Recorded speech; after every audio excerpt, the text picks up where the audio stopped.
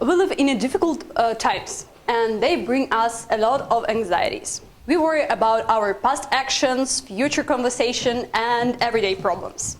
But even if we forget one deed from the past, we will immediately remember another.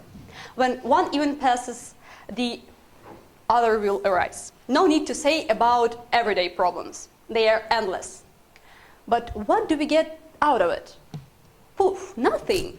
Doom scrolling, depression in every second person, war, dollar exchange rate, everything this makes us to hide in a corner and never leave the house.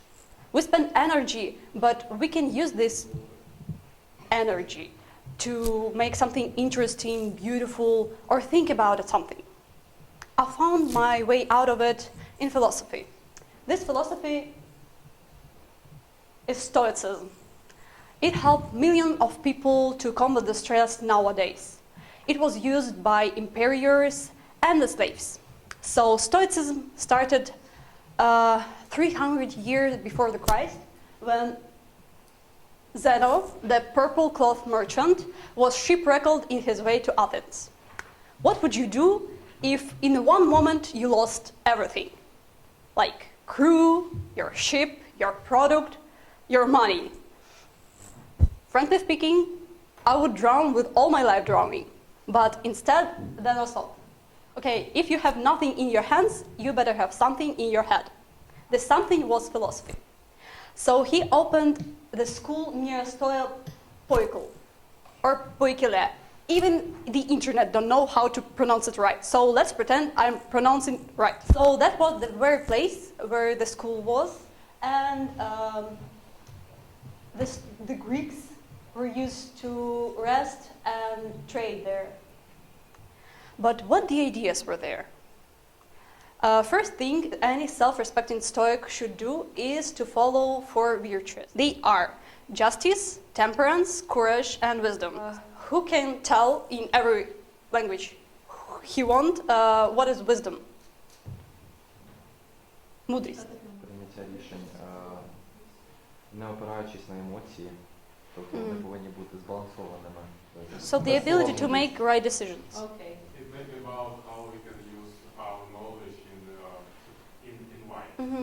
How we can use theory in life. What is justice then? Справедливість. Judging everyone by their merit. They what? Their merit. And let's ask about the temperance. Золота середина, як, наприклад, між тим самим раціональністю та емоціями. Це мрія. Це теж як приклад такої помірності. Yeah, you're right. And the last one, the courage, мужність. Don't be scared of something new. So let's consume that justice is honesty, kindness and service to others. Temperance is self-control and self-discipline. The ability to not go to extremes, the golden middle.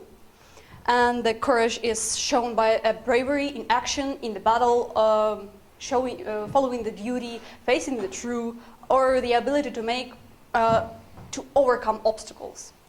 And the wisdom is the ability to make the right decisions. Also, Stoics had invited universal algorithm of analysis named dichotomy of control. Let's repeat it again aloud. Dichotomy of control, please. Dichotomy of control. Who knows what the dichotomy is? When you have a choice between two different options. Yeah, you're right. So the dichotomy is when we divide some topic, some concept to two exclusive classes. For example, the concept of color, we can divide to white and non-white colors. Because white and black won't be already the dichotomy. Except black, there is other non-white colors. If someone knows physics, at least the Schrödinger cat, then you can understand that the Schrödinger cat is more even obvious. So the cat is either dead or alive. So when we say the dichotomy of control, we are saying that we divide the concept of control, to two exclusive classes. Epictetus, the very slave that used philosophy, said, I won't read it, so please.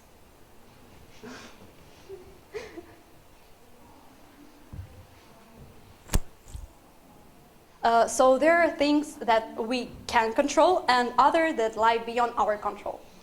Having been inspired by Epictetus' wisdom, we understand that we control our opinion, motivation, desire, and rejection, and outside our control is our body, prosperity, reputation, and career. You may say that we control our body, for example, the speech or movement, but let me explain. We can control what to eat to be healthy. I hope most of us do. But we can't control the body reaction in it, this food. So the Stoicism saying that if you get ill, you should not be worried about it if you've done everything to not be. So obey your mother and wear a hat. Another example, if you're preparing to job interview and in your control is to prepare every information about this company, to imagine who you will be in the 5 years on this job and iron your shirt to look more beautiful. But the decision whether you will be hired or not lie beyond your control area. So it's non-healthy, pointless, and even stupid to worry about things you can change. So the very emperor, Marcus Aurelius, that Ilya was mentioned before, who also used Stoicism, said, do what you should and come what may. That means if you've done your maximum, you will be right to say, well, I did the best I could, even if they will kick you out from the office, cursing you to hell.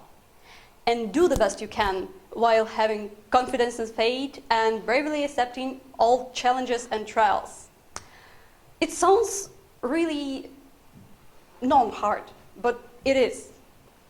In order to make life easier and not to worry about things you can change, Stoics invited the useful practice named premeditatio. Oh. Some means premeditatio malorum. The predestination of bad things.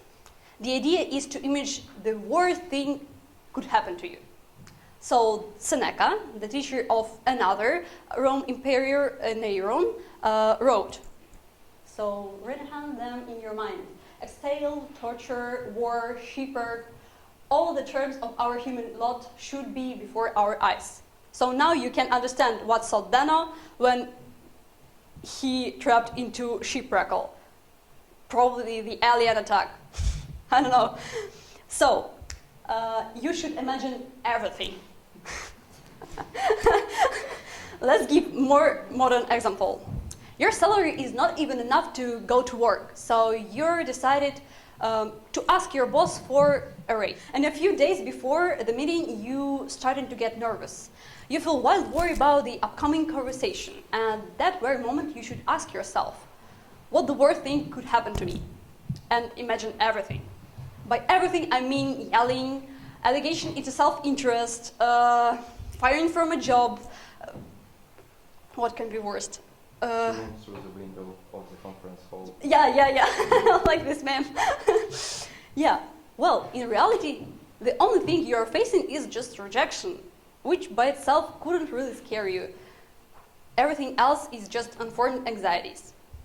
To this same topic belong the attitude amor fati. So that means the love of a destiny or a doom.